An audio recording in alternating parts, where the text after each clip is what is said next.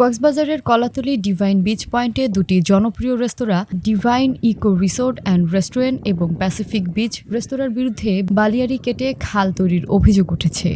২০ June শুক্রবার রাতে রেস্তোরাঁ দুটি নিজেদের সামনে বাঁধ দিয়ে বৃষ্টির পানির স্বাভাবিক গতিপথ পরিবর্তন করে এই খাল তৈরি করে বলে জানা গেছে। সমুদ্র সৈকতের প্রাকৃতিক ভারসাম্য নষ্ট হচ্ছে, বালিয়াড়ি বিলীন হচ্ছে এবং সৌন্দর্যহানি ঘটছে। একই সঙ্গে হোটেল মোটেলের ময়লা আবর্জনা সরাসরি সাগরে পড়ায় দূষণ বাড়ছে। প্রাথমিকভাবে ২-৩ ফুট প্রশস্ত খাল কাটা হলেও ২ দিনের মধ্যে এটি প্রায় ৩০০ ফুট প্রশস্ত হয়ে গেছে, যা পর্যটকদের চলাচলে বড় ধরনের অসুবিধা সৃষ্টি করছে। দ্রুত এই বিষয়ে ব্যবস্থা নেওয়ার দাবি জানিয়েছেন পর্যটকরা।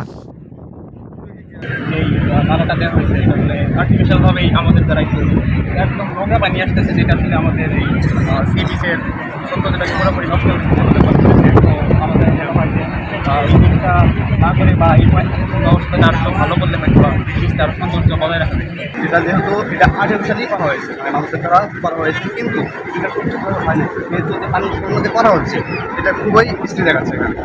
যে জায়গাটা ছিল এটা কায়দা নিজের মতো করা হয়েছে। তারপরে এখানে হাজার হাজার মানুষ করতে নামতেছে। তো এখানে আপনার পরিবেশে করতে হচ্ছে, মানুষের স্বাস্থ্যকর পরিবেশে খারাপ হচ্ছে, কারণ মানুষ সচেতন আছে, কারণ নোংরা পানি ভালো পানি।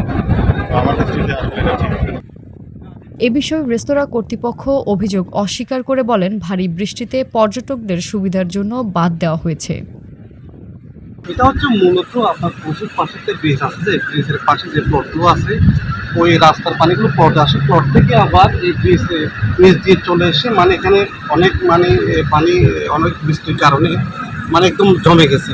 জমে যাওয়ার কারণে মানে এখানে একটা মনে করেন মতো আগে তো এদিক দিয়ে যেত, এখানে একটা বাঁধ দেখতেছি, আপনারা বাঁধ দিয়ে দিচ্ছে। বাঁধ দেওয়ার কারণে অতি বৃষ্টির কারণে এটা ভেঙে এদিক দিয়ে চলে গেছে।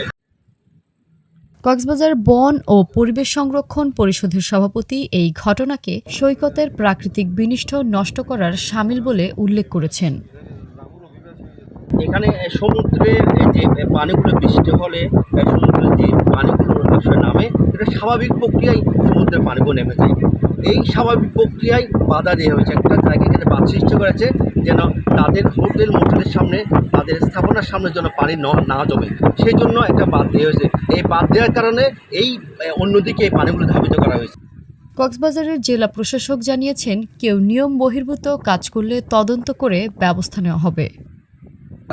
বিষয়টি হচ্ছে যে কক্সবাজার কর্তৃপক্ষ আছে, কক্সবাজার পৌরসভা আছে, এখানে প্রত্যেকেই কিন্তু আমাদের তাদের ভিজিলেন্স টিম কাজ করছে, এবং যদি কোনো অবৈধ কোনো পন্থায় তারা যদি নিষ্কাশনের ব্যবস্থা করে, এটি উভয় কর্তৃপক্ষের দেখার সুযোগ রয়েছে। জেলা প্রশাসন এই বিষয়টি তদন্ত।